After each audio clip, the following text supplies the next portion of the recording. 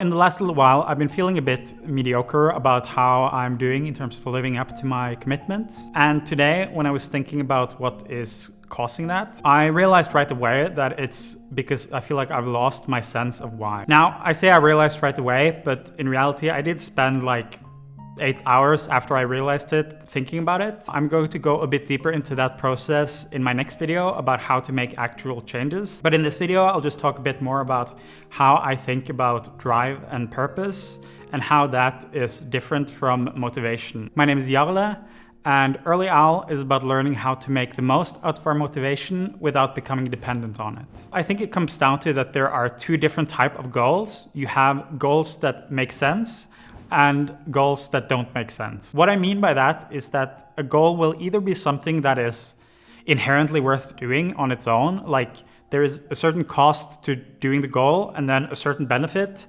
and if you just add them up, it just makes sense to do it. But then there's other goals where it doesn't matter how you twist and turn it, it's going to take a lot of effort, there's going to be a very high chance of failure, and no matter how you twist and turn it, it generally doesn't make sense on the surface to pursue this goal. I think most big picture life goals falls into the first bucket where they just make sense on their own. I'm thinking of things like getting good grades or pursuing a worthwhile career or taking care of your health. The challenge when it comes to going through with these kinds of goals is that you have to balance, on the one hand, our predisposition to just doing what is easy and low resistance in the moment. On the other hand, doing what you kind of know is going to bring you more happiness, or you know that it's going to bring you benefits in the long term. Things like taking care of your health, even though it might be difficult to do it, the cost of actually doing it isn't that high, and the benefits just so massively outweigh those costs. You don't need a really powerful external force to push you towards these goals, because I think if you just think about it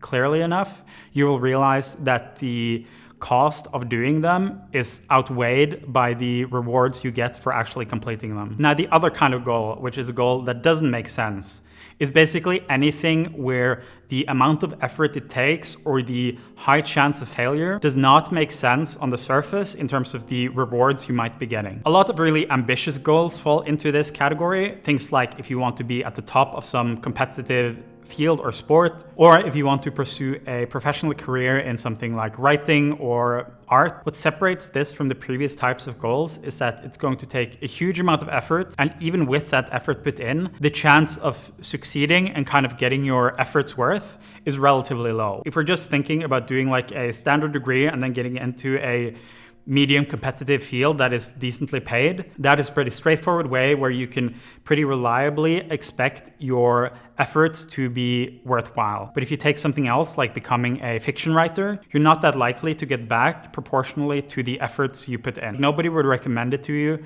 if you're looking for an easy and lucrative field to get into to become a fiction writer. I can see this play out very clearly in my own life. For the first 20 to 25 years of my life, I didn't really appreciate the truth that some things are just inherently worth putting the effort into. I think at the time, I just felt like no effort was worth it in the moment, and the only reason you would do it is that maybe it would pay off in the future. So if you can get away with putting in less effort, that was just kind of a win. But as I got older and got a bit better and more experienced with putting effort into things, I came to realize that a lot of things are just worth doing both for the immediate benefits and for the long-term benefits. For example, if you're trying to get away with doing the absolute minimum at work or school, you're going to be more stressed because you're falling behind things. Whenever you do have to do something, it becomes like absolute torture because you're not used to it. And the results are also just going to suffer tremendously from this attitude. On the other hand, if you have the mindset that putting some effort in is an inherent good, then you will start to enjoy what you're doing more. It will be easier to study or go to work. You will be less stressed about it because you're not as overwhelmed whenever you have to do something. And also, obviously, you will just do better, which will lead to better results in the long term. So at 25, I kind of spent a few years in this zone where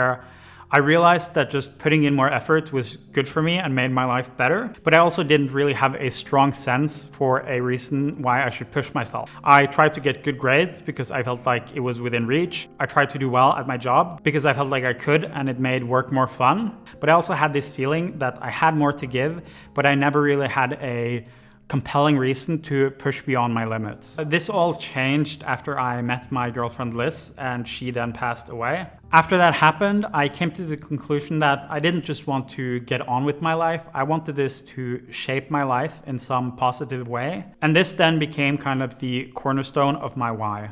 Essentially, what my why boils down to is that I want to be able to show what she meant to me and how she inspired me. And I don't think words are enough to justify that. So I landed on some project where I feel like the output of that project can be a bigger statement than anything I would be able to say or write. So that's how I landed on trying to make a game. That's how I landed on making this YouTube channel, because I want to share this and hopefully be able to inspire some others through how she inspired me. But that outlines how this is a different project than just doing something because I think it's going to be worth it. There's no way on paper to justify the effort I'm going to put into this project. I'm willing to make sacrifices even if those sacrifices aren't going to pay out. When I meet resistance or don't feel like doing it, I never think to myself, is this really worth it? Because I already know it's not worth it, but I'm doing it anyway. I'm going to do it because I have a why. While I think having a goal like this can be really fulfilling, I don't think you need or even really want this type of drive or this type of goal to be happy or successful or motivated. I more just wanted to make the point that if you don't feel this pull towards something that doesn't make sense, then I think it's fine to focus your efforts on trying to appreciate more deeply that pursuing things like good health or good grades or a good career is an end that is worth the means. Whereas I think if you have this pull towards doing something that is not worth it,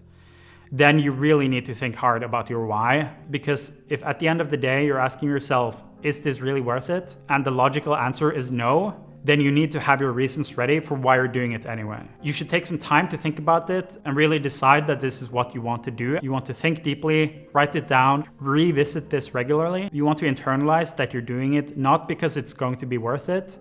You're doing it despite it not being worth it. As I alluded to at the beginning of this video, this was something I kind of realized right away, and it's something I've thought about many times before, but I still spent like 8 hours just thinking about it and thinking about it and thinking about it because I wanted to internalize a change, not just have a new thought. So in next week's video, which I will be linking somewhere here when it's out, I will kind of go through the process, which I've come to realize is maybe not required, but often a part of it when it comes to making changes that actually stick for me. So this is my thoughts on drive, motivation, and purpose and all that jazz.